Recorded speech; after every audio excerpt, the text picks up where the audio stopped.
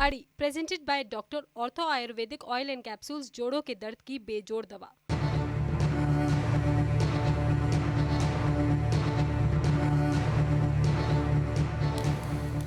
अफगानिस्तान में तालिबान का राज हो चुका, बस ऐलान बाकी है। दुनिया के मुल्कों में तालिबान को लेकर बड़ा कंफ्यूजन है। चीन, पाकिस्तान, कतर, रूस तो खामोशी से समर्थन कर रहे हैं, वहीं अमेरिका, ब्रिटेन, जर्मनी जैसे मुल्कों में डर और खौफ का माहौल है। नमस्कार, मैं हूं दिनेश गौतम। आज की अड़ी में दुनिया का पोल आपके सामने होगा। तालिबान को लेकर क्या सोचते हैं लोग, क्या सोचता है जहान, क्या सोचते हैं देश? खूनी खेल होगा या तालिबान का बदला रूप रंग सामने आएगा? क्या वर्ल्ड ऑर्डर बदलेगा या फिर कुछ बहुत बड़ा होगा? तालिबान के अफगानिस्तान पर कब्जे का असर न सिर्फ दुनिया बल्कि दक्षिण एशिया पर भी होगा, साथ ही पाकिस्तान पर भी इसका असर जरूर होगा। पाकिस्तान तालिबान का खुला समर्थक रहा है। आईएसआई तालिबान को फंडिंग करती आई है। तालिबान में बड़ी तादाद में पाकिस्तानी लड़ाके मौजूद हैं, लेकिन यह पाकिस्तान के लिए खुशी नहीं बल्कि गम लेकर भी आएगा। कैसे, यह हम समझाएंगे। TV9 भारतवर्ष ने सर्वे कराया है जिसका जवाब अगले कुछ ही पलों में आपके सामने होगा, जिसकी फाइंडिंग आपके सामने होगी। लेकिन उससे पहले अभी इस वक्त की सबसे बड़ी खबर देखिए। अफगानिस्तान संकट पर बहुत बड़ी खबर। 20 अगस्त से अफगानिस्तान में तालिबान राज। 20 अगस्त को हो सकता है शपथ ग्रहण। मुल्ला बरादर दोहा से कंधार के लिए निकले। तालिबान के सीनियर नेताओं के साथ आ रहे हैं अफगानिस्तान।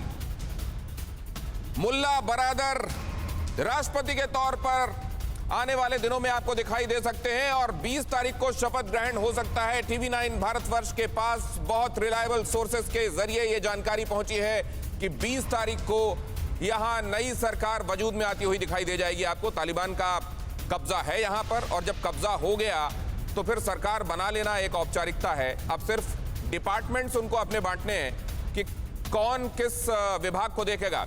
सुमित हमारे संवाददाता इस पर लगातार निगाह रखे हुए हैं, जो कि खुद वहां जाकर वॉर के दौरान आप तक रिपोर्ट्स पहुंचा चुके हैं। उनके पास मैं चलता हूं। सुमित, मतलब ये भी मैं सुन रहा था कि पोर्टफोलियोज भी डिस्ट्रीब्यूट हो चुके हैं, सब कुछ तय है, अब उसको सिर्फ फ्रीज किया जाना बाकी। देखिए बिल्कुल, क्योंकि कई डेलीगेशन है, कई लीडर्स जो हैं वो दोहा से काबुल की तरफ कूच कर चुके हैं, वो वहां पर पहुंच रहे हैं और उसके बाद लगातार कई मीटिंग है और ये जल्द ही सार्वजनिक कर दिया जाएगा कि आखिरकार किसको क्या पोर्टफोलियो दिया जा रहा है और गवर्नेंस किस तरीके से होगा। क्योंकि अभी भी आपको याद होगा कि तालिबान की तरफ से आज भी और कल भी सभी गवर्नमेंट ऑफिशियल्स को, जो लगातार कई मिनिस्ट्रीज में या दूसरे ऑफिस में काम कर रहे थे, उनसे ये कहा गया कि आप अपने काम पे वापस लौटिए। तो तालिबान इस कोशिश में जरूर है कि कामकाज पर सभी गवर्नमेंट ऑफिसेज लौटे, लगातार कामकाज को उसी ट्रैक पर लाया जाए जिस तरीके से काम पहले चल रहा था। तो उसी की कवायद तेज होगी और उसी के बाद जब पूरे मैकेनिज्म को तैयार कर लिया जाएगा, उसके बाद ये तय किया जाएगा कि आखिरकार कौन शख्स कौन सा पोर्टफोलियो लेगा। घुटना, कंधा या कमर, चाहे जैसा हो दर्द, डॉक्टर ऑर्थो आपको देता है दर्द से पूरी आजादी, एक भरपूर जिंदगी। ये कोई टेम्परेरी पेन किलर नहीं, आयुर्वेदिक औषधि है। जी, लोग वहां पर लौटने लगे हैं। कामकाज को अभी फिलहाल बगैर रुके होने देने के लिए लोगों में एक भरोसे का भाव भी भरा जा रहा है। हालांकि लोगों को इस बारे में बहुत बड़े अंदेशे हैं। सुमित, मैं जरा ये जानना चाहूंगा, जिस तरीके से वहां का जो बैंक है अजीज बैंक, उससे कर्मचारियों को, खासतौर से महिला कर्मचारियों को जाने के लिए कहा गया, यहां पर क्या पिक एंड चूज करके लोगों को स्टेटमेंट दिए जा रहे हैं या सबके लिए जो काम करना चाहता है ये है कि आप जहां पर हैं वहां बहाल हैं, काम करते रहिए? देखिए दिनेश, एक चीज़ बहुत इंपॉर्टेंट है कि तालिबान की कहने में और करने में बहुत फ़र्क है। और अभी भी जब आप और मैं बात कर रहे हैं, भले ही पिछले 24 से 48 घंटे में तालिबान की तरफ से ये लगातार स्टेटमेंट आ गई हो, लगातार ये कहा गया हो उनके लीडर्स की तरफ से कि हम किसी को परेशान नहीं करेंगे, किसी तरीके की मनाही नहीं होगी, सबको आज़ादी है और लगातार हम कामकाज दोबारा स्थिर करना, लेकिन ज़मीन पर जो तस्वीरें सामने आ रही हैं वो बिल्कुल उसकी उलट है। और एक मैं बार बार कह रहा हूँ, सुमित, मैं यहाँ पर आपको रोकूंगा। जमीन पर जो तस्वीरें आ रही हैं वो बिल्कुल उलट है, इसीलिए तालिबान के कहे हुए पर कोई यकीन नहीं कर पा रहा। हमारे साथ खास मेहमान जुड़ेंगे जिनके साथ हम आज पोल की फाइंडिंग्स पर चर्चा करेंगे। एनके सूद, रॉ के पूर्व अधिकारी हमारे साथ आज इस चर्चा में जुड़ रहे हैं। आपको अब्दुल बासित नजर आ रहे हैं, भारत में पाकिस्तान के हाई कमीशन रहे हैं वो, और हाई कमिश्नर के तौर पर मैं उनसे कई बार उनके इंटरव्यूज भी मैंने देखे। आज उनका नजरिया कितना बदला है तालिबान के संदर्भ में, या वही नजरिया अभी भी कैरी करते हैं? सबसे पहले उनके साथ बातचीत की शुरुआत करना चाहता हूं मैं। बाकी मेहमानों के साथ मैं आपका परिचय उसके फौरन बात कराता हूं। राज कादियान साहब भी आपको नजर आ रहे हैं। राज कादियान सर का भी मैं स्वागत करता हूं, लेकिन पहले अब्दुल बासित साहब, आपने एक किताब भी लिखी थी, hostility, regarding the relationship between India and Pakistan, अभी आप सिनेरियो को कितना बदला हुआ देखते हैं, या सिनेरियो जस का तैसा है, प्लेयर्स भी जस के तस हैं? बिस्मिल्लाहिर्रहमानिर्रहीम। बहुत शुक्रिया गौतम साहब आपका मुझे अपने प्रोग्राम में लेने का। जहाँ तक सिनेरियो की बात है वो तो तब्दील हो ही गया है, हम सब देख रहे हैं। लेकिन मेरे ख़्याल में मुझे और आपको, पाकिस्तान और भारत को इस बात पे तो इत्मीनान होना ही चाहिए कि कम से कम अफ़गानिस्तान में खून खराबा नहीं हुआ, कोई सिविल वॉर नहीं हुई और बड़े आसानी से स्मूथली एक ट्रांजिशन ऑफ पावर हो रहा है। अब यकीनन तालिबान, जिस तरह आपने कहा, अपनी हुकूमत बनाएंगे और कुछ लोगों को तशवीश भी है अफ़गानिस्तान के अंदर, दुनिया में भी कुछ तशवीश है, लेकिन ये तशवीश पहले भी थी और अब भी रहेगी। लेकिन हम उम्मीद यही करते हैं कि तालिबान जो हैं वो इस वक्त अपनी सोच बदल कर आए हुए होंगे, ख़वातीन के हवाले से, अक़लियतों के हवाले से नई सोच के साथ आएंगे। और देख यही रहे हैं, क्योंकि इस वक्त जो मिसाल के तौर पर जो सर, मैं एक बात आप ये उम्मीद पूरी दुनिया कर रही है सर, लेकिन ये उम्मीद ज्यादा है, इसमें हकीकत, और खास तौर से क्योंकि आप एक इतने सीजन्ड डिप्लोमेट रहे हैं, आप जर्मनी में रहे हैं, आप मॉस्को में रहे हैं, ब्रिटेन में आपकी तैनाती रही है, आप न्यूयॉर्क में रह चुके हैं, आप जेनेवा में रह चुके हैं। इसलिए मैं आपसे जानना चाहता हूं कि आपकी निगाहें क्या देख रही हैं, क्या होगा?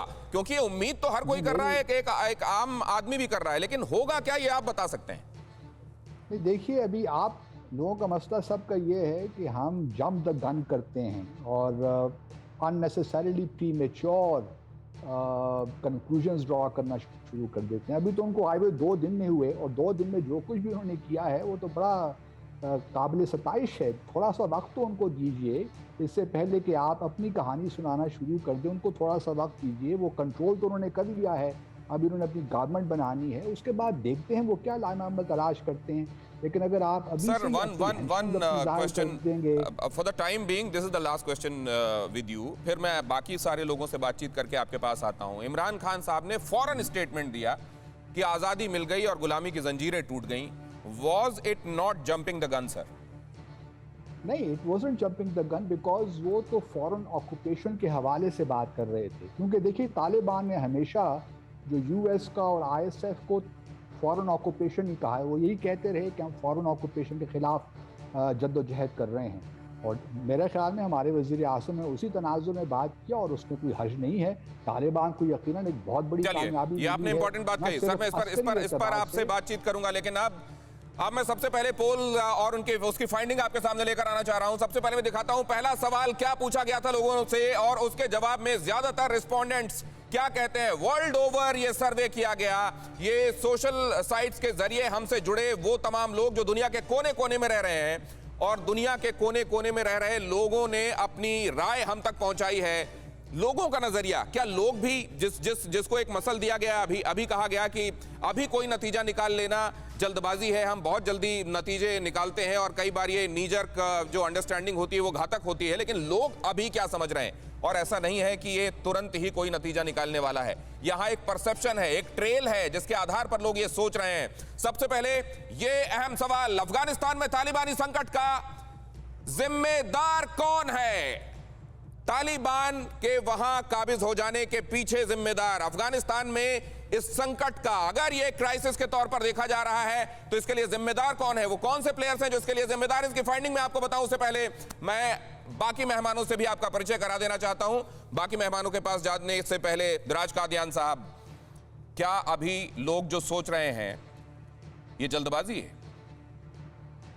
देखिए, अभी तो हमारे पास तालिबान के सिर्फ ऐलान और उनका आश्वासन है। वो तो अच्छा होगा, पब्लिकली तो अच्छी बात बोलेंगे, लेकिन क्या होगा वो समय बताएगा। उनकी समानता तालिबान 1 अगर हम उसको बोलें तो 1996 से 2001 में आया था, उससे अपना विजन हटाना बड़ा मुश्किल है। और इस तालिबान में तो आईएस जैसे लोग शामिल हैं जिनके वो सिनारियो जो इराक में लोगों को लाइन में बिठा के सिर में गोली मारते थे, उनकी गर्दनें कत्ल करते थे, एक जॉर्डन के पायलट को जिंदा जलाया था वीडियो के सामने, वो इमेज। एक बात, ये बहुत महत्वपूर्ण बात आप कह रहे हैं राज कादियान साहब, मुझे ये बताइए आप ये जो नजरिया है, अगर किसी की निगाह में यूं किसी को पकड़कर उसको हलाक कर देना, उसको इसकी गर्दन अलग कर देना या उसको गोली मार देना उसकी निगाह में सही है, क्या वो लोग इसी को अमल में लाने को ये कह रहे हैं कि सब कुछ ठीक होगा, सब कुछ सही किया जाएगा? कहीं ये सही उनका नॉर्म तो हकीकत नहीं बनेगा, या लोग उनसे ट्रांसफॉर्मेशन की उम्मीद कर रहे हैं? देखिए, अगर वो जो कह रहे हैं वो करेंगे तो बहुत अच्छी बात है, शांति होगी अफगानिस्तान में, लोग भी खुशहाली से रहेंगे, लेकिन भरोसा नहीं हो रहा। इसीलिए आपको पुराने सर, मैं इंसिडेंट ये समझना चाह रहा हूं कि चॉकलेट, अब जहर का नाम चॉकलेट रख दिया गया है और चॉकलेट दी जाने की बात की जा रही है, उसका नाम बदल दिया गया है। सर, दिया जहर ही जाएगा या वाकई अब चॉकलेट में चॉकलेट मिलेगी? मैं ये समझना चाहता हूं, लेकिन बाकी मेहमानों से चर्चा करूंगा। अतुल अनेजा साहब हमारे जुड़ रहे हैं, farmer associate editor the Hindu based in Beijing. अभी उनके साथ हमारा संपर्क होगा। एनके सूद साहब, उनसे मैं आपका परिचय करा चुका हूं। कादियान साहब से आप बात कर रहे हैं। विशाल चंद्रा हमारे साथ जुड़ रहे हैं और देव कारलेकर साहब हमारे साथ यूएसए से जुड़ रहे हैं। खास तौर से अमेरिका ने जो एक प्रेस कॉन्फ्रेंस करके वहां के राष्ट्रपति ने जो सफाई दी है, उसके बाद लोग कितने मुतमईन हैं, लोग उससे कितने संतुष्ट हुए हैं उस प्रेस कॉन्फ्रेंस से, ये उनसे मैं खास तौर से जानना चाहता हूं। देव कारलेकर साहब, इस समय तो विलेन सिर्फ अमेरिका को ही देखा जा रहा है। हालांकि मेरे रिस्पोंडेंट्स क्या कहते हैं ये हम लोग आगे देखेंगे कि कौन विलेन है, अगर कोई विलेन है तो। लेकिन वहां प्रेस कॉन्फ्रेंस के बाद क्या एयर क्लियर हो गई? दिनेश जी, सबसे पहले thank you so much for inviting me at TV9 Bharatvarsh. TV9 Bharatvarsh यह मुद्दा बड़े अच्छी तरह से इसे लाइमलाइट में लेके आ रहा है। बड़े अच्छे कन्वर्सेशन डिस्कशंस हो रहे हैं, मैं देख रहा हूँ आपको पिछले 2 दिन से। Thank you so much. So keep up the good work. Thank you so much. रही बात जो अफगानिस्तान में हुआ, देखो हम 20 साल से यूएसए इज इन अफगानिस्तान। हमने पिछले 20 साल में 3 ट्रिलियन से ज्यादा अफगानिस्तान पे खर्च किए। हमारे यूएस के 2000 से ज्यादा सोल्जर्स वहाँ पे मार्टियर हुए। हमारे 10,000 से ज्यादा सोल्जर्स पर लाइफ वुंडेड हुए। इतना करने के बाद हमने उन्हें जो भी टेक्नोलॉजी दी, आर्म्स, एम्यूनेशन, सब कुछ दिया अफगानिस्तान की 1,85,000 की फौज को, ऑलमोस्ट 2 लाख, और वह 2 लाख की फौज डज अ कंप्लीट सरेंडर। यह फौज और उनकी जो तालीम, उनकी जो गवर्नमेंट है, is busy doing corruption, in total surrender. तो जिसको जिगरा नहीं है, लड़ना नहीं चाहते, जिसको देश का पेट्रियटिज्म, सुरक्षा नहीं चाहते, जो देश सिर्फ करप्शन। सर, ये समझने में अमेरिका को 20 साल लग गए या एबटाबाद के बाद ये बहुत जल्दी से समझ में आने लगा अमेरिका को? ये करना गलत होगा। As we being the big daddy of the world, we are there as and when there is a democracy is at a stake. हम अफगानिस्तान में गए थे बिकॉज आफ्टर 9/11, और पाकिस्तान में भी गए थे बिकॉज अहमदाबाद में उसामा जी बड़े चैन से रह रहे थे। तो we had a reason to go to Afghanistan. Sir, तो घाव था पाकिस्तान में और मरहम पट्टी अफगानिस्तान में क्यों की जा रही थी? जहां घाव था वहां पर लगाया जाता ना मरहम। घुटना, कंधा या कमर, चाहे जैसा हो दर्द, डॉक्टर ऑर्थो आपको देता है दर्द से पूरी आजादी, एक भरपूर जिंदगी। ये कोई टेम्परेरी पेन किलर नहीं, आयुर्वेदिक औषधि है। ये तो पा लिया गया था कि एबटाबाद में है, जिसको विलेन समझा जा रहा था, तो फिर मरहम पट्टी अफगानिस्तान बता नहीं रहा था। पाकिस्तान बता नहीं रहा था। Pakistan was pointing us, it was wrong information given by our so-called deceitful ally, telling that the Osama is hiding in Afghanistan. तो वहां पे हमारा कुछ समय गुजर गया, लेकिन we found out and वहां पे जाके घर में घुसे के उसके मार दिए। So long story short, हम कितना दिन और कितने साल और उनको अपने गोद में लेके उनका पालन पोषण करें, जबकि वो करप्शन के ऊपर करप्शन कर रहे हैं। सर, अतुल अनेजा साहब हमारे साथ जुड़ गए हैं। जाहिर है वरिष्ठ पत्रकार और बीजिंग में बेस्ड हैं। उनके पास मैं जाऊं उससे पहले ये जो सवाल मैंने आपको बताया एक बार फिर से देखिए, और रिस्पोंडेंट्स ने इस पर क्या कहा है वो बहुत जल्दी से मैं आपको दिखाता हूं। अफगानिस्तान में तालिबानी संकट के लिए जिम्मेदार कौन, और इसके लिए जो विकल्प थे उसमें से लोगों ने चुनकर हम तक जो प्रतिक्रियाएं पहुंचाई हैं, सबसे ज्यादा 44% अमेरिका को इसके लिए जिम्मेदार मानते हैं। इसके बाद आप देख रहे हैं कि इन तीनों में से हर कोई कुछ ना कुछ मात्रा में जिम्मेदार है कहने वाले लोग 40% हैं। उसके बाद पाकिस्तान 12% लोग मानते हैं कि पाकिस्तान जिसने तालिबान को एड किया वो जिम्मेदार हैं और चीन इस सब के पीछे खिलाड़ी है, ऐसा कहने वाले 4% लोग हैं। लेकिन अधिकांश 44% तो अमेरिका को ही जिम्मेदार मान रहे हैं कि मौजूदा हालात के लिए अमेरिका जिम्मेदार है। सवाल नंबर 2 भी देख लीजिए, उसके बाद अपने मेहमान का रुख करता हूं। सवाल नंबर 2 था, तालिबान के सत्ता में आने के बाद भारत को नुकसान होगा या फायदा होगा? तालिबान के सत्ता में आने के बाद भारत को नुकसान होगा क्या? 51% लोग कहते हैं बहुत ज्यादा नुकसान होगा। उनको लगता है लश्कर और जैश को अब और मजबूती मिलेगी और भारत के लिए इस लिहाज से खतरा हो सकता है। 22% लोग कहते हैं कुछ थोड़ा बहुत नुकसान होगा, लेकिन अब हालात बहुत बदले हुए हैं पहले से। इसके बाद कह नहीं सकते वाले लोग ज्यादा हैं, माफ कीजिए, बिल्कुल नहीं नुकसान होगा ऐसा कहने वाले लोग 14% हैं। और उसके बाद इस मामले में हम कुछ नहीं कह सकते, अभी जल्दबाजी होगी, 12%। और अब्दुल बासित साहब के हिसाब से 12% लोग ज्यादा शयाने हैं जो अभी कुछ दिनों तक इंतजार करना चाहते हैं। तीसरा सवाल क्या था हमारा? तीसरा सवाल था, क्या भारत को तालिबान से बातचीत करनी चाहिए? और इस पर जब हम लोगों ने राय ली लोगों की, तो वर्ल्ड ओवर जो राय हमको मिली उसमें आप देख रहे हैं सबसे ज्यादा 37% लोग कहते हैं कि आज की हकीकत अगर ये है तो भारत को इसे स्वीकार कर बातचीत बढ़ानी चाहिए आगे, 37% लोग। उसके बाद नहीं कहने वाले लोग 32% हैं, बहुत ज्यादा अंतर नहीं है। 32% लोग कहते हैं क्लियरली नो, आप टेररिस्ट जिनको मानते रहे उनको कैसे आप बातचीत कर सकते हैं उनके साथ? कभी नहीं बातचीत की जानी चाहिए, किसी सूरत में, बैकडोर भी नहीं, किसी चैनल के माध्यम से नहीं। 24% लोग ऐसा कहते हैं। और नहीं, इस बारे में हम कोई राय व्यक्त नहीं कर सकते, ऐसा कहने वाले लोग 6% लोग हैं। चौथा सवाल देखिए, और यह राय भी बहुत महत्वपूर्ण है। अफगानिस्तान के मौजूदा हालात को देखकर डर लगता है? जब यह सवाल पूछा गया तो बहुत ज्यादा डर लगता है कहने वाले लोग, बहुत ज्यादा, 59%। इसके बाद देखिए बहुत बड़ा मार्जिन है उन लोगों के बीच में। जो दूसरा सेकंड लार्जेस्ट ओपिनियन हमको जो दिखाई देती है वो है बिल्कुल नहीं कहने वालों की 25%। 25% लोग कहते हैं बिल्कुल डर नहीं लगता, थोड़ा बहुत डर लगता है कहने वाले लोग 12% है, और नहीं कह सकते लोग कहने वाले लोग 3% है। आज का तालिबान क्या 20 साल में बदल चुका? ये बहुत महत्वपूर्ण सवाल है, क्योंकि तमाम जगहों से यही कहा जा रहा है कि वो तालिबान नहीं है जो आपने पहले देखा है। 1996 में आपका जो परसेप्शन है वो अब बहुत बदल चुका है। लेकिन इसके जवाब में लोगों ने क्या कहा? कभी नहीं बदलेगा कहने वाले सबसे ज्यादा 42% है। उसके बाद 24% है जो कहते हैं नहीं, वो तालिबान नहीं है। और उसके बाद देखिए वो तालिबान नहीं है वाकई ऐसा कहने वाले लोग 29% है, और इस बारे में कोई राय नहीं दे सकते कहने वाले लोग 5% है। कभी नहीं बदलेगा सबसे ज्यादा 42% लोग कह रहे हैं, और अगर उसमें नहीं कहने वालों को आप जोड़ दें तो ये राय बहुत बड़ी हो जाती है। मतलब अधिकांश लोग ये कह रहे हैं कि तालिबान जैसा था वैसा ही है। और अफगानिस्तान में तालिबान के आने से क्या होगा, ये जब पूछा गया तो देखिए क्या कहा लोगों ने। हमने पूछा था कि क्या अलकायदा को मजबूती मिलेगी, क्या आतंकियों का अड्डा यहां पर बनेगा और वहां ट्रेनिंग मिलनी शुरू हो जाएगी उनको, बच्चों महिलाओं पर जुल्म होगा क्या?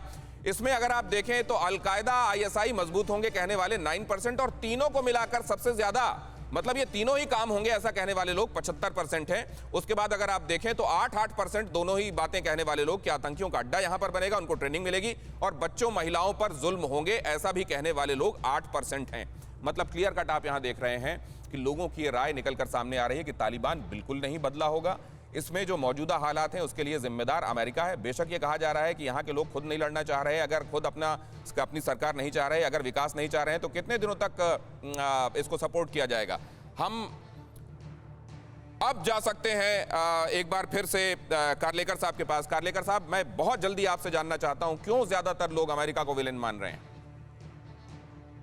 देखिए दिनेश जी, डिपेंड करता है, आपका सैंपल सर्वे शायद पाकिस्तान से या आपने अफगानिस्तान से करवाया होगा, तभी लोगों का रुझान ज्यादा अमेरिका के खिलाफ है, क्योंकि उनको पता है कि America does not spare them उनकी गतिविधियों को देख के।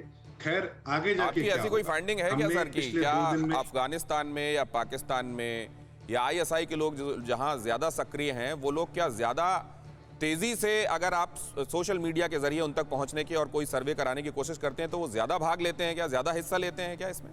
मुझे नहीं पता दिनेश जी, वरना otherwise nobody in the right senses will ever say that about America. America has always stood for justice. America ने हमेशा लोगों की सहायता की है जब भी आप मुश्किल में, जब भारत गुजरा है या इसकी वजह मैं जानूंगा सर, खास तौर से मैं सोमालिया का, क्यूबा का, वियतनाम का हवाला और अफगानिस्तान की बात करने के बाद आपकी ये बात कैसे मैं समझूं और हमारे दर्शक कैसे समझे, आपके पास एक बार फिर से आता हूं। कारलेकर सर, आप बने रहिए हमारे साथ। अब मैं जाना चाहता हूं तनेजा साहब के पास। तनेजा साहब, कैसे देख रहा है बीजिंग इसको, और अब खुलकर सपोर्ट करेगा? वैसे भी बहुत कुछ ऐसा नहीं था जो अंडर द कारपेट था, सब कुछ सामने ही था, और कितना खुलकर सामने आएंगी चीजें?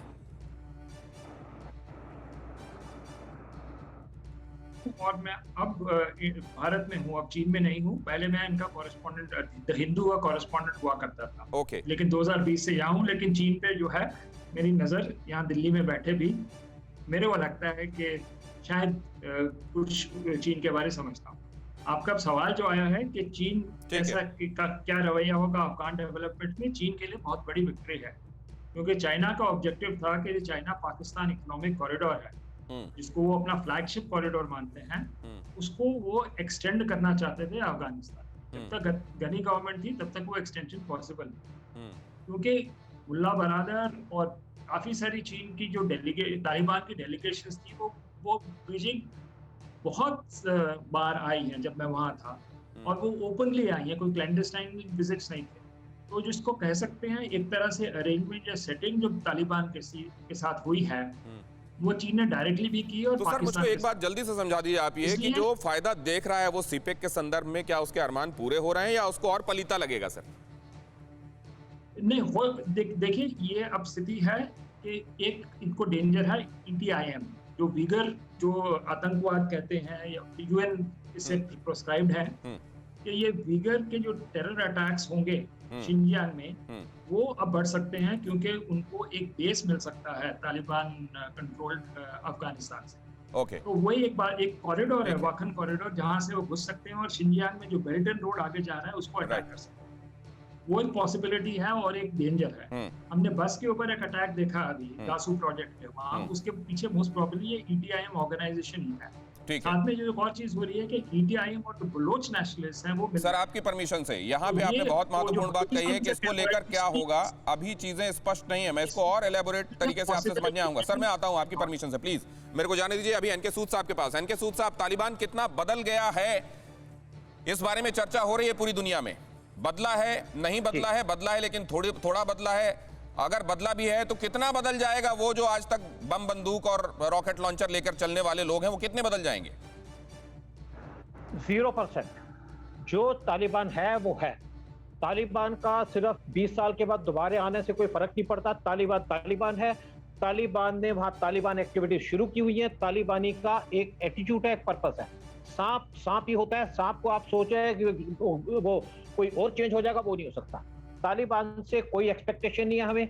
तालिबान के साथ जो भी वो करेंगे, वहां देखिए उन्होंने पहले करना शुरू कर दिया है कि 15 साल से 45 साल की औरतों को उठाना शुरू कर दिया। लेकिन हम एक जरूर बात कहूंगा, जैसे बादशाह साहब ने कहा, और पाकिस्तान टीवी या मीडिया जिस तरीके से इस इशू को उठा रहा है, सेलिब्रेट कर रहा है। हम कोशिश ये कर रहे हैं कि पाकिस्तान के अंदर भी तालिबानी रूल आए।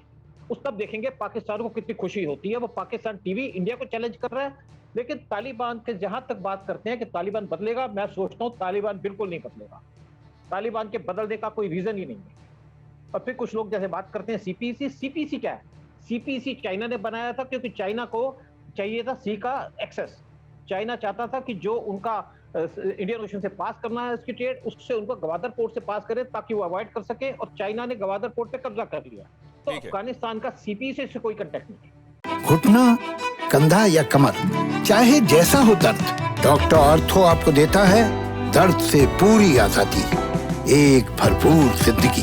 ये कोई टेम्परेरी पेन किलर नहीं, आयुर्वेदिक औषधि है।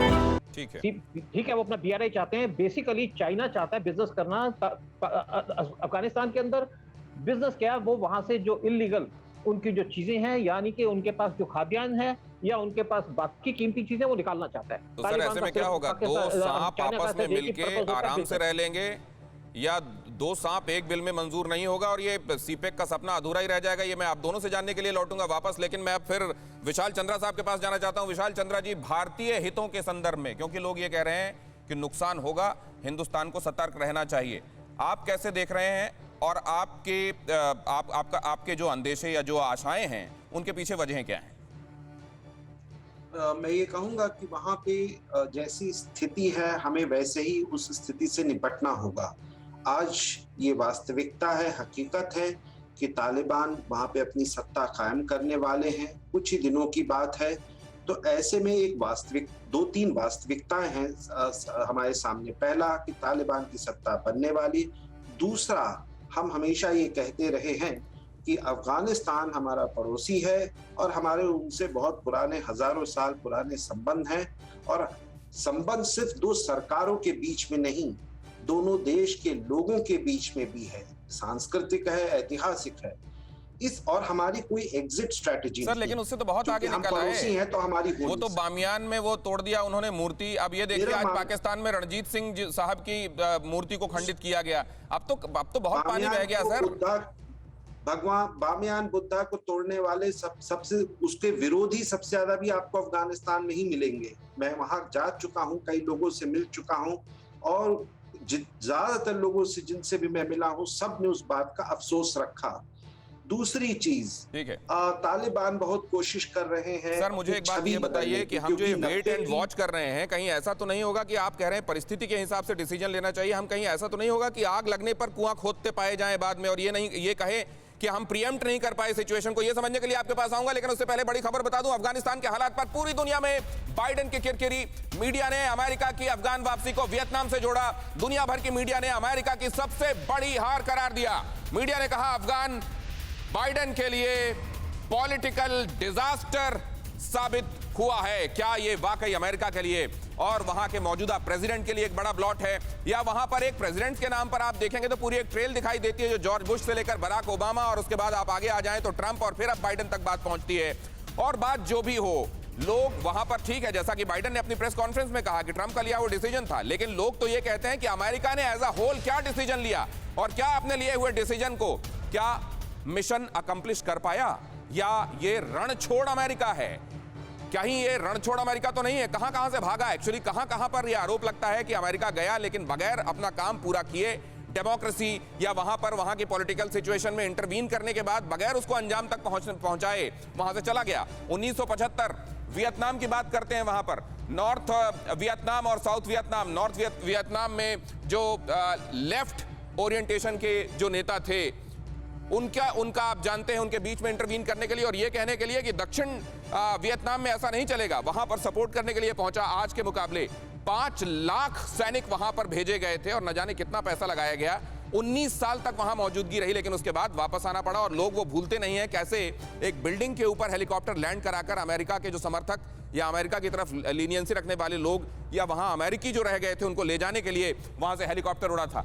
वियतनाम है अगर, तो फिर आप उधर देखिए 1961 में, इसके पहले क्यूबा वाली बात भी लोगों को याद आती है। फिदेल कास्त्रो के खिलाफ जब अमेरिका ने ये ऑपरेशन शुरू किया था और वहां पर भी एक तरीके से मुंह की खाई थी और बाद में उसको एक तरीके से मुंह चढ़ाने वाली तस्वीरें पूरी दुनिया ने देखी थी। और यहां पर भी यही आरोप लगता है कि बगैर अपना काम पूरा किए वो वापस आए। सोमालिया में इसी तरीके से 1991 का हवाला देते हुए ये कहा जाता है कि सोमालिया में भी गए तो ये बहुत बहादुर बनकर थे, लेकिन आना वैसे पड़ा था कि बाद में ये दुनिया को मुंह नहीं दिखा पा रहे थे। और अफगानिस्तान अब ये ताजा मामला है। क्या ये पूरी बातें मिलकर अमेरिका के लिए ऐसे हालात बना रही हैं जिसमें जवाब देना उनके लिए मुश्किल होगा? क्या बाइडेन का फेम, मीडिया बोली शेम शेम, अमेरिकी एक्सपेरिमेंट का शर्मिंदगी भरा अध्याय, क्या ये द न्यूयॉर्क टाइम्स की अगर ये हेडलाइन है तो ये क्या कहती है? द गार्जियन, अलकायदा फिर पनपा तो अमेरिकी जनता कभी माफ नहीं करेगी।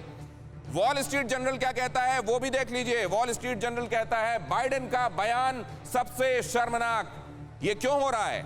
अगर जैसा आर्लेकर साहब कह रहे हैं वही एक्चुअली परसेप्शन होना चाहिए तो ये क्यों दिखाई दे रहा है? बीबीसी क्या कह रहा है? अमेरिका की साख पर सवाल खड़ा हुआ, ये क्यों हो रहा है? CNN क्या कह रहा है? अफगानिस्तान बाइडेन के लिए पॉलिटिकल डिजास्टर है। पॉलिटिको की तरफ से उसने क्या कहा है? पॉलिटिको कहता है अफगानिस्तान को लेकर व्हाइट हाउस पर हमला है। डॉयचे वेले, जर्मनी का यह मुख्य प्लेटफॉर्म, अफगानिस्तान में अमेरिका फेल हो गया।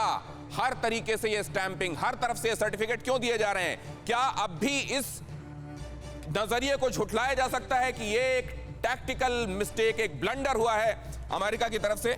आर्लेकर साहब देखिए Dinesh ji, this is all presstitute media. जैसे भारत में भी आप अगर देखें, मीडिया बहुत भारत के खिलाफ भी बरगलाते रहता है, भारत अच्छे काम कर रहा है। खैर, अब क्या करना है? देखिए 180,000 की अफगानी सेना ने जो 30,000 अफगानी हमारे कोलैबोरेटर थे, जो हमारे मीडिएटर्स थे, जो हमारे ट्रांसलेटर्स थे, जिन्होंने हमें 20 साल से मदद की as a part of our exit plan, knowledge transfer, we give it to Afghan forces, they hand it over to Taliban. Taliban घर में घुस के उनकी शिनाख्त कर रहा है, उन्हें मार डाल रहा है। अमेरिका का अभी दायित्व है, हमने 10,000 लोगों को इवैक्यूएट किया, हमने एयरपोर्ट की सुरक्षा जिम्मेदारी हमारी है। भारत जो अपने लोगों को निकाल रहा है वहां से, that is thanks to America. आप कितने भी हमें दूषणे दे, इतना याद रखिएगा, अगर हम नहीं होते तो भारत वहां से एक आदमी को भी नहीं निकाल पाता।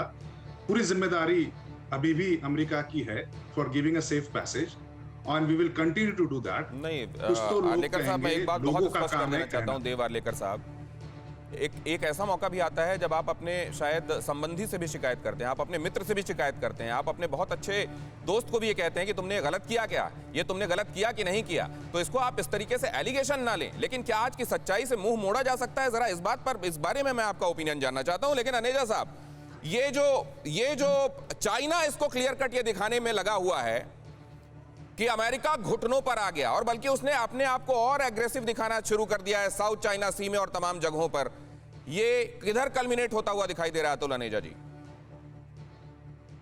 ये और परसेप्शन बढ़ेगी, क्योंकि आप देख रहे हैं जिसको कहते हैं साइगॉन मूवमेंट, जिस तरह से हेलीकॉप्टर से जो है, जिस तरह से साइगॉन से निकले थे वियतनाम की, जैसे आप बात की, उसी तरह से इस तरह ये अमेरिकन जो है उसके जो विजुअल्स आ रहे हैं काबुल से, उसी तरह से एग्जिट हो रहा है।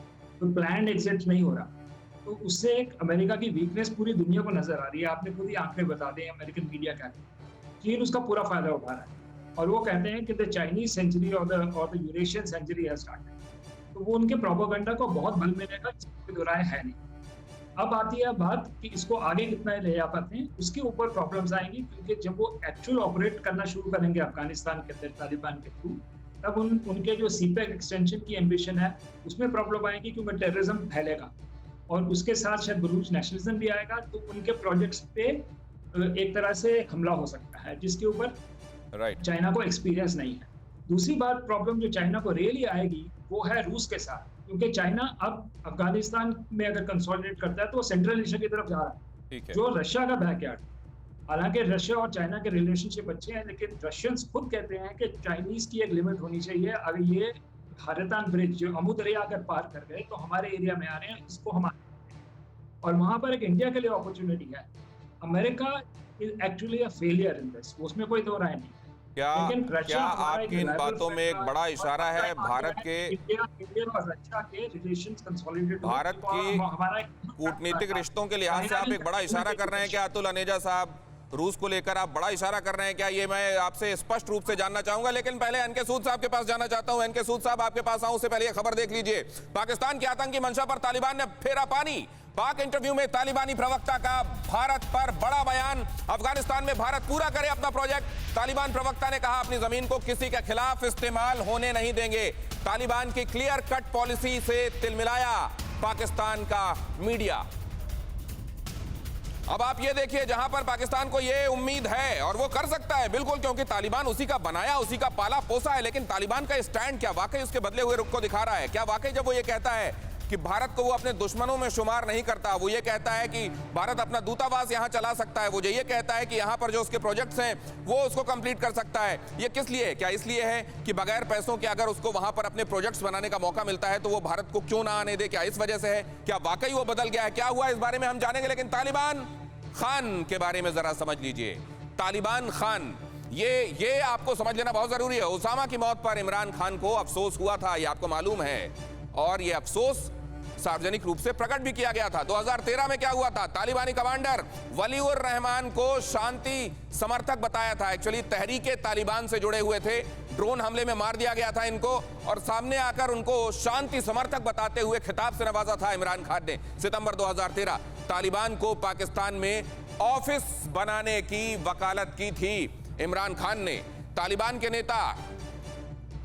नेता हकीमुल्लाह महसूद की मौत पर यूएस की आलोचना की थी। और मार्च 2014 में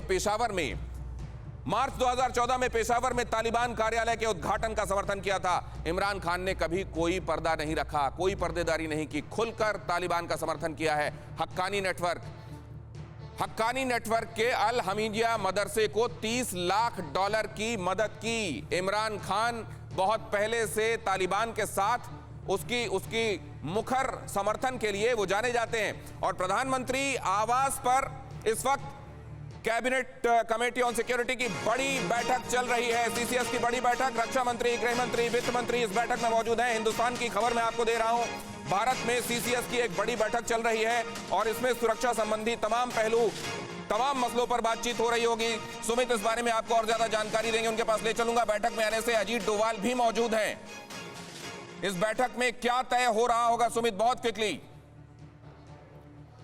देखिए, इंपॉर्टेंट है कि अभी भारत को क्या स्टैंड लेना है। अभी इंपॉर्टेंट ये भी है, अगर आप देखें कि दिनेश की किस तरीके से जो इवैक्यूएशन हुआ है, खासतौर पे जो हमारे पूरी एम्बेसी का या दूसरी चीज़ों का, अब सिक्योरिटी कंसर्न, अब नेक्स्ट स्टेप क्या होगा, अब किस तरीके से हमको चीज़ें मैनेज करनी होगी, इन सभी पहलुओं के ऊपर बातचीत होगी। और ये भी कि आखिरकार भारत का स्टैंड आने वाले वक्त में किस तरीके का होने वाला है, खासतौर पर अफगानिस्तान को लेकर और उससे जुड़ी हमारी इंटरनल सिक्योरिटी के चैलेंजेस को लेकर। राइट। अब जरा सूद साहब मैं आपके पास आना चाह रहा हूं। यहां पर आप क्या देख रहे हैं, पाकिस्तान को क्या फिलहाल एक एज मिल गया है, क्या एक एडवांटेज मिला है क्या, या अभी ऐसा कुछ नहीं कहा जा सकता? देखिए, इनिशियली जो पाकिस्तान को एज मिला है, पाकिस्तान इसको सेलिब्रेट कर रहा है, पाकिस्तान का टीवी भी सेलिब्रेट कर रहा है। लेकिन जहां तक आप बात कर रहे थे इमरान खान को कोई भी वर्ड में सीरियसली नहीं लेता। आप देखिए, अब जब यूएसए यहाँ पे प्रॉब्लम चल रही थी तो यूएसए ने पाकिस्तान के एनएसए और उनके आईएसआई चीफ को उसको बुलाया यूएसए में 10 दिन के लिए। जो यूएसए के डिफेंस सेक्रेटरी हैं, उन्होंने बात की पाकिस्तान के आर्मी चीफ ने। किसी ने भी पाकिस्तान के पीएम या उनके फॉरेन मिनिस्टर से बात नहीं की। और आज वो 6 महीने से लगे हुए हैं कि बाइडेन को बात करेंगे, बाइडेन बात नहीं करते। तो पाकिस्तान के जो पीएम है, इनकी जो स्टेटमेंट है ये मीनिंगलेस है। ये ऐसे सेलिब्रेट कर रहे हैं, बड़े खुश हो रहे हैं कि आज इनके हाथ तालिबान लग गया तो शायद आज ये कब्जा कर लेंगे वर्ल्ड पे, कब्जा कर लेंगे इंडिया पे। इनकी बहुत बड़ी गलतफहमी है। हाँ, इंडिया को यहाँ पे नेचुरली कुछ चीज के नुकसान ये होंगे कि इंडिया ने जो यहाँ पे डेवलपमेंट्स की थी, जो प्रोग्राम्स किए थे, चाहे डैम बनाया, चाहे यहाँ पे पार्लियामेंट की बिल्डिंग बनाई, और इंडिया उसके बाद काबुल रिवर के ऊपर 12 डैम्स बनाने का प्लान कर रहा था। यानी कि इंडिया ने फिजिबिलिटी रिपोर्ट दी थी। साथ में इंडिया ने पूरे वहां पे रोड्स बना के रखे थे कि इंडिया की एक प्लान थी चाबार पोर्ट पे। चाबार पोर्ट से इंडिया जाना चाहता था अफगानिस्तान, रेल का प्रोजेक्ट बनना था, लेकिन उसके ऊपर सैंक्शन लग गई ईरान के ऊपर, जिससे नहीं बन सका। और इंडिया तो आपने एक बात कही कि फिलहाल पाकिस्तान को एज है और इसीलिए वो सेलिब्रेट कर रहा है, लेकिन ये एज कितने दिनों तक है और ये कहीं डबल एज सॉर्ट तो नहीं हो जाएगा? उसके लिए मैं आता हूं आपके पास, लेकिन उससे पहले अहम खबर, काबुल में भारतीय दूतावास नहीं हुआ बंद, सोर्सेस बता रहे हैं। स्थानीय कर्मचारी और दूतावास में काम हो रहा है, वहां स्थानीय कर्मचारी पहुंच रहे हैं और दूतावास में काम हो रहा है। भारत वापसी के लिए 1650 से ज्यादा लोगों ने आवेदन किया है, करीब 1,500 लोग भारत वापसी के लिए आवेदन उन्होंने किया हुआ है, लेकिन स्थानीय कर्मचारी वहां पर काम कर रहे हैं। एक बार फिर से चंद्रा साहब के पास चलते हैं। चंद्रा साहब, सिचुएशन एक्चुअली किस तरीके से इंटरप्रेट की जाए हिंदुस्तान के संदर्भ में?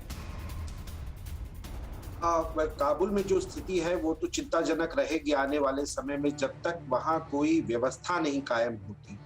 और तालिबान जो है उनके लिए 2 बड़ी चुनौतियां होंगी। पहली, अंतर्राष्ट्रीय मान्यता, और दूसरी, अब जब उनको एक व्यवस्था स्थापित करनी है, लोगों तक बेसिक सर्विसेज पहुंचानी है, लोगों को सैलरीज देनी है, तो उनको कहीं ना कहीं एक ट्रेन ह्यूमन रिसोर्स की भी जरूरत होगी और इंटरनेशनल एड एंड असिस्टेंस की भी जरूरत होगी। तो यही मैं कुछ बातें रखना चाह रहा था, लेकिन मेरी उससे ठीक है सर, मैं आपको यहाँ रोक रहा हूँ क्योंकि कश्मीर के संदर्भ में मैं उनसे एक बात करना चाहता हूँ बहुत जल्दी से। ये खबर कश्मीर के बारे में बता दूं और उनका एक रिएक्शन ले लूं। कश्मीर पर तालिबान का बड़ा बयान आया है। कश्मीर भारत का आंतरिक मामला, तालिबान ने कहा। हमारा ध्यान कश्मीर पर नहीं है, सोर्सेज बता रहे हैं कि तालिबान ने यह बात कही है। राज कादियान साहब, देखिए, पाकिस्तान का पिछले 75 साल से सिक्योरिटी पॉलिसी और फॉरेन पॉलिसी का सिंगल फोकस रहा है किस तरीके से भारत को डिस्टेबलाइज किया जाए। उसमें कोई तब्दीली नहीं है। उन्होंने 1991 में सोवियत निकले जब भी कोशिश की थी और आतंकवाद बढ़ा था घाटी में। अभी भी उनकी यही कोशिश होगी। तालिबान उसमें कितने मिलेंगे उनके साथ, ये तो वक्त बताएगा। आज अगर ऐसा हुआ तो कश्मीर की हालत और भी गंभीर होगी, क्योंकि आज हमारे कश्मीर के पूर्वी हिस्से में, पूर्वी लद्दाख में भी हालत खराब है और चाइना पाकिस्तान की सपोर्ट डायरेक्टली या इनडायरेक्टली Right. जरूर कर सकता Right. है। तो तो वो ये हमारी जो बड़ी हमारे लिए चिंता है। चैलेंजेस थे, डबल फ्रंट चैलेंजेस थे जो हमारे लिए, 2 फ्रंट चैलेंजेस, वो और बढ़ गए। आने वाले दिनों में हमको और सतर्क रहना होगा। बहुत धन्यवाद हमारे मेहमानों का मेरे साथ जुड़ने के लिए। समय कुछ कम दे पाया हूं तो उसके लिए मैं आप सबसे माफी चाहता हूं। विशाल चंद्रा साहब, बिल्कुल वक्त नहीं, पहले एक्सीड कर गया हूं, माफ कीजिएगा। आगे आपको शो में लूंगा मैं और आपसे बातें भी करूंगा, प्लीज सर। और यहां पर एक ब्रेक लेना है, लेकिन उससे पहले ये बता दूं कि लगातार कवरेज जारी है और आप देख रहे हैं अफगानिस्तान में मौजूदा हालात के बाद वर्ल्ड ओवर क्या चल रहा है। हर एक मोमेंट कुछ ना कुछ डेवलपमेंट हो रहा है। टीवी 9 भारतवर्ष फौरन पहुंचा रहा है और इसलिए आप ट्यून इन रखिएगा टीवी 9 भारतवर्ष के साथ।